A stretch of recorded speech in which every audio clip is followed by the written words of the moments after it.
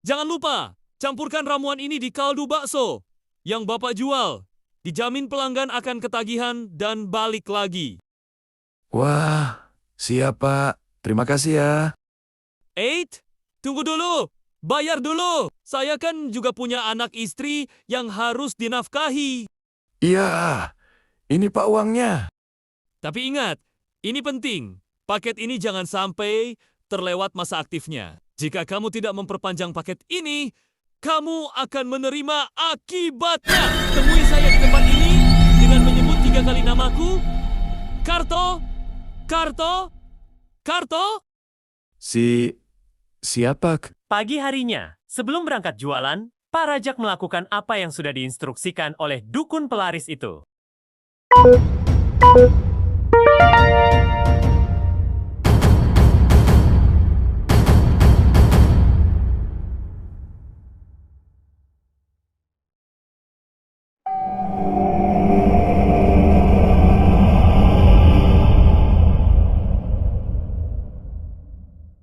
Pak Rajak adalah seorang pedagang bakso keliling yang tinggal di kampung Suka-Suka. Baksonya lumayan enak, tapi akhir-akhir ini jualannya semakin sepi.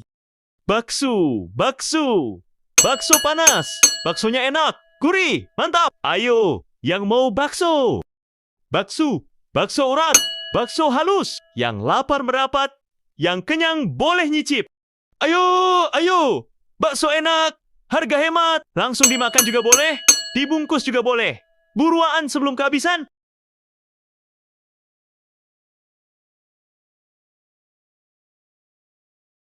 Pak, beli baksonya jangan pakai sayur ya. Sausnya dikit aja. Kecapnya banyakin. Iya nah, Bapak bikinin dulu. Sabar ya. Kamu, rumahnya sebelah mana nak? Itu Pak, deket kok. Paling cuma 5 langkah dari sini.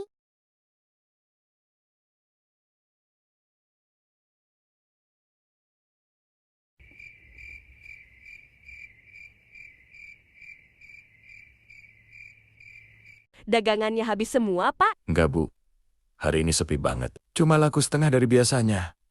Ini cuma bawa uang segini. Segini doang. Ini nggak cukup buat belanja besok, Pak. Tiap hari kok makin sedikit terus sih hasilnya. Iya, aku tahu. Tapi emang dari siang tadi hujan, orang-orang jarang keluar. Aku udah keliling, nungguin pelanggan juga lama. Alasannya hujan lagi, hujan lagi. Kalau kayak gini terus, kita mau makan apa? Anak-anak juga butuh susu. Belum lagi gas, token listrik, beras semua sudah mau habis. Aku juga pusing, Bu.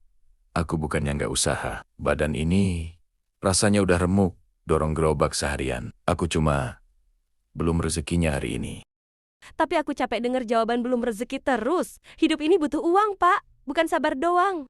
Aku ngerti kamu khawatir. Aku juga. Tapi marah kayak gini, nggak bikin uangnya nambah. Besok aku coba jualan lebih pagi. Cari tempat rame. Kita berdoa sama-sama ya.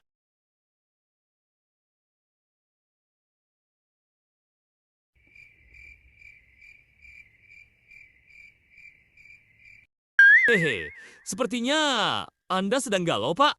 Hah, Bapak siapa? Tenang, gak usah khawatir. Aku bisa membantumu. Aku akan menyelesaikan masalah tanpa masalah. Iyakah? Bisakah Bapak membantu saya supaya daganganku laris manis? Saya sudah capek jualan, tapi tidak pernah untung. Yang ada malah buntung, alias rugi terus. Belum lagi istriku, yang selalu ngomel tiada henti. Pusing banget rasanya. Seperti hidup tak mau, mati pun ogah. Tenang, ini saya kasih ramuan khusus supaya dagangan Bapak laris manis. Dijamin Bapak akan sukses dan kaya raya dari hasil dagangan bakso Bapak. Iyakah? Apa aja syaratnya? Fotokopi kakak, KTP asli suami istri. Hehe. Seperti mau ngajuin kor, Pak. Saya bercanda. Bapak mau pilih yang mana? Paket mingguan, bulanan, atau tahunan? Paket seumur hidup? Ada nggak, Pak? Saya rekomendasikan yang paket setahun dulu saja, Pak. Ya, hitung-hitung trial gitu. Ini paketnya. Jangan lupa, campurkan ramuan ini di kaldu bakso yang Bapak jual. Dijamin pelanggan akan ketagihan dan balik lagi. Wah, siap Pak. Terima kasih ya. 8, tunggu dulu. Bayar dulu. Saya kan juga punya anak istri yang harus dinafkahi. Iya, ini Pak uangnya.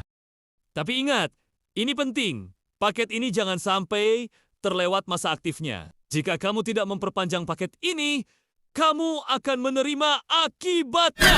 Temui saya di tempat ini dengan menyebut 3 kali namaku.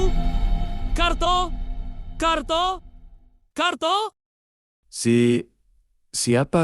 Pagi harinya, sebelum berangkat jualan, Pak Rajak melakukan apa yang sudah diinstruksikan oleh dukun pelaris itu. Bakso, bakso, bakso panas. Baksonya enak, gurih, mantap. Ayo, yang mau bakso. Benar adanya, dagangan Pak Rajak pun mendadak laris dikerubuti para pelanggan. Beli baksonya 1 porsi, dibungkus ya. Yang pedes, pakai banget. Aku bungkus 3 porsi, Pak. Komplit. Aku 1 porsi aja, Pak. Jangan pakai bihun, banyakin kecapnya. Punyaku sayurnya banyakin ya, Pak. Iya, tenang semua pasti kebagian. Dijamin kalian semua pasti ketagihan bakso dagangan saya ini. Wah, ampuh bener cairan penglaris ini. Kalau begini terus aku bisa cepat kaya. Istriku pasti bahagia. Tak butuh waktu lama, Pak Rajak pun menjadi salah seorang terkaya di desa Suka-Suka dalam hitungan bulan. Wah, sekarang kita sudah sukses ya, Pak. Dagangan bakso kita semakin maju, pelanggan semakin banyak. Dan kita sudah punya rumah mewah impian kita. Iya, Bu. Ini semua karena kesabaran dan kegigihan kita, Bu. Yang akhirnya membuahkan hasil. Tapi, apa, Pak? sudahlah. Aku gak mungkin jujur kalau kesuksesanku ini sebenarnya... Ya sudah, Pak. Sudah malam, ayo kita istirahat. Besok kita harus jualan lagi, biar pelanggan kita tidak kabur.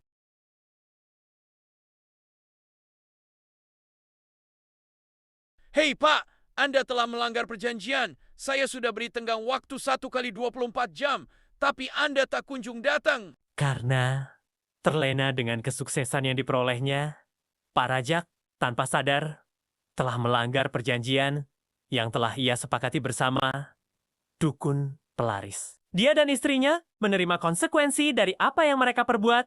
Tiba-tiba sekujur tubuh mereka dipenuhi dengan bisul sebesar bakso. Keuntungan yang diperoleh dari ketidakjujuran hanya bersifat sementara.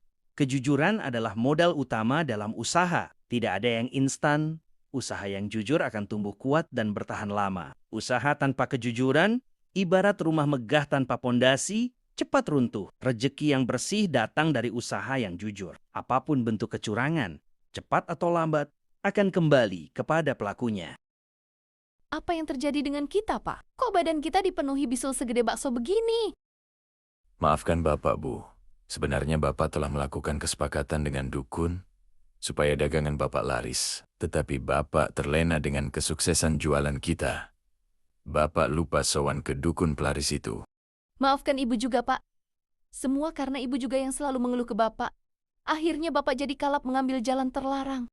Kalau keadaan kita seperti ini, mana ada orang yang mau membeli dagangan kita? Yang ada mereka jijik melihat kita. Sudahlah, kita memang bersalah. Kita harus segera bertaubat kepada Allah, Pak. Dalam sekejap, kekayaan mereka pun hampir tak tersisa. Habis untuk biaya pengobatan penyakit mereka yang tak kunjung sembuh. Dan mereka pun bertaubat atas perbuatannya dan memulai hidup yang baru.